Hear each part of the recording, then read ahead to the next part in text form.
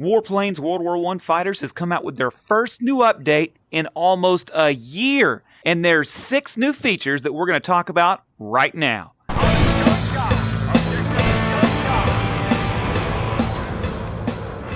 A huge draw and attraction to Warplanes WW1 Fighters is the Flare Mayhem option.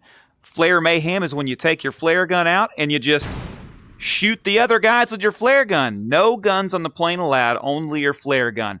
One place that HomeNet Games needed improvement on the Flare Mayhem option was the fact that you couldn't do Team Flare Mayhem. The only way to do Team Flare Mayhem was to tell everybody, don't touch your guns, only use your flares, and inevitably somebody's over there pulling the trigger on their guns and running the whole thing.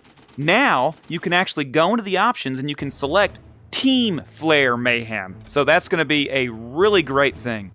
Feature number 2 in the new update is that they now have selectable maps in the multiplayer mode. It's no longer just random. You can, of course, select random if that's what you want, but we now can choose certain maps. And the reason this is important is because some matches people don't ever want to have a blank canvas or a night map or whatever it may be, and sometimes you just want a map that you're familiar with. And speaking of maps, that gets us into our 3rd new feature in this latest update, which is the fact that all the maps have been refreshed.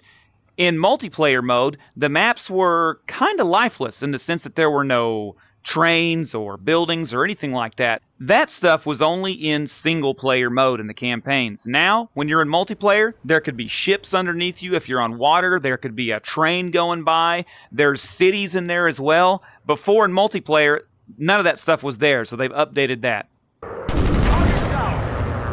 Feature number 4, which is my favorite new feature. The old World War I planes now have a compass. Why they didn't have before, I have no idea, because obviously the pilots in that day would have had a compass. But you now have a locked-in compass that you can use while you're flying. The compass is really neat because if you're in a night map or if you're facing away from the light source, it's hard to actually look at and see the compass. And in addition, there's a setting that allows you to unlock the compass. That means that the compass can be in a freeform mode the way a real compass would be, because that's how compasses work. You can't have a compass upside down and it actually tell you where you're going. So I absolutely love this new feature of the compass. It's going to be great in multiplayer, being able to give directions instead of saying, towards that rock over there by that hill. Now we're actually going to be able to say, go north! Warplanes has 2 different multiplayer modes. You can either play in Legacy or just the standard multiplayer mode. And the standard multiplayer mode can intermingle and play with the Legacy multiplayer.